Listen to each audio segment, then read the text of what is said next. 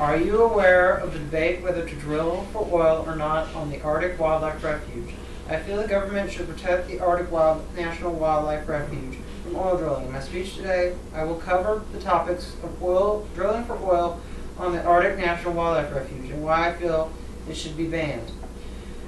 The problem is that the government is debating on whether to drill for oil on the Arctic National Wildlife Refuge. The solution is that there should be a policy banning oil drilling on the Arctic National Wildlife Refuge. The advantage that will come from this are that wildlife on the refuge will be protected, as will the delicate ecosystem. The essence of the conflict lies in two facts. One, the possibility that the coastal plain area of the Arctic Refuge contains one of the best remaining prospects for significant oil discovery in the United States. The other, that the refuge contains some of the last true remaining wilderness in this country. It also provides a habitat for the porcupine caribou herd, one of the largest in the world with over 150,000 animals. This herd, whose calving grounds reside on the tundra of the refuge, is an important means of subsistence for the region's native inhabitants. What they fear most is that such an enterprise will disrupt the porcupine caribou calving grounds, resulting in serious loss of their most important subsistence food. As stated in Defenders of the Wild, the Arctic Refuge contains one of the most fragile and ecologically sensitive ecosystems in the world. Its environment is extremely vulnerable to long-lasting disturbances because the harsh climate and short growing seasons provide little time for species to recover. Proposed oil development would have serious impacts on species such as polar bear, caribou, musk oxen, and hundreds of species of migratory birds.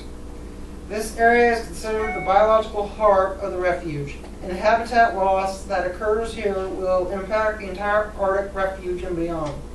Oil-related activities such as seismic testing, aircraft and vehicle noises, or even the mere presence of humans nearby can drive mother polar bears away from their den and cubs. Drilling the Arctic Refuge could alter the annual path of the porcupine caribou herd, one of the longest land mammal migrations in the world. The critical breeding grounds for migratory birds would be severely impacted and could cause population scale impacts for many species. U.S. News and World Report states that opening the Arctic Refuge to oil and gas drilling will irreparably damage the fragile tundra and its wildlife, threatening native subsistence communities.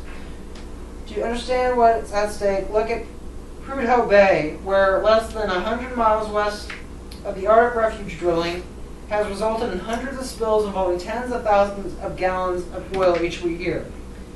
A similar fate awaits the coastal plain of the refuge if oil companies get their way. Oil and wildlife do not mix. Behind shallow assurances of safety and environmental responsibility is a dismal record of spills as well as air and water pollution by oil and gas companies. Even if a spill occurs offshore, the shore and barrier reefs, the barrier islands of the refuge, would likely be oiled, threatening much of the food web, including marine mammals such as ice seals, which polar bears rely on for food. The ripple effect would reach the onshore wildlife in no time. Because of these issues, I feel a policy should be established. There should be a policy that protects the refuge by banning the possibility of drilling for oil. According to U.S. News and World Report, Arctic Wildlife National Refuge is one of the last wild places on Earth. It is a birthing ground for caribou, polar bears, grizzly bears, Arctic fox, and many other species. It is also the densest onshore polar bear denning area in the U.S. from the peaks of the Brooks Range across rolling tundra, wild rivers, and vast wetlands to sparkling coastal waters. The Arctic National Wildlife Refuge is home to a stunning array of wildlife. This refuge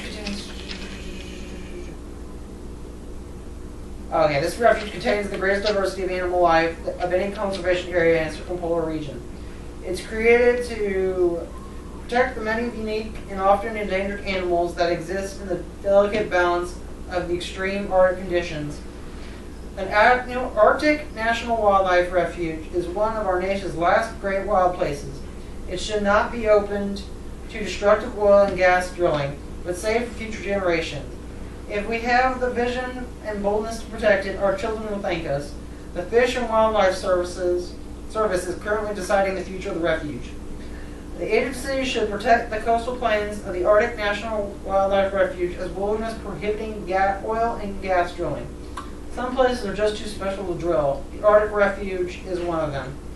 If the policy is established, then these results will occur.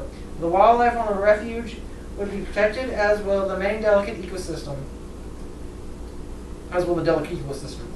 The wildlife that lives there, such as caribou, polar bears, Arctic foxes, ice seals, musk oxen, and many different birds, will not be disturbed. The native people who depend on these animals to survive will not have their existence threatened.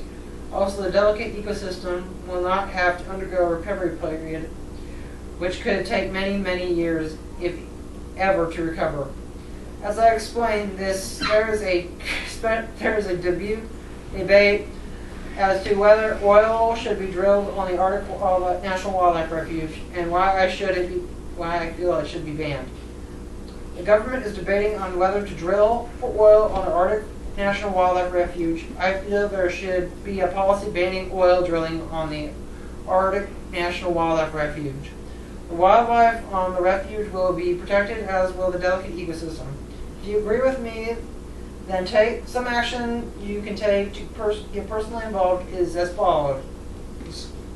According to Defenders of the Wild, personal meetings in Washington, D.C. or district offices, phone calls, letters, and or email communicating with your elected officials is key and can have an enormous impact. Writing letters to the editors are a great way to get the word out in your community and catch the eye of your local elected officials. Tapping into social media opportunities and sharing public service announcements can also help raise the visibility of wildlife conservation.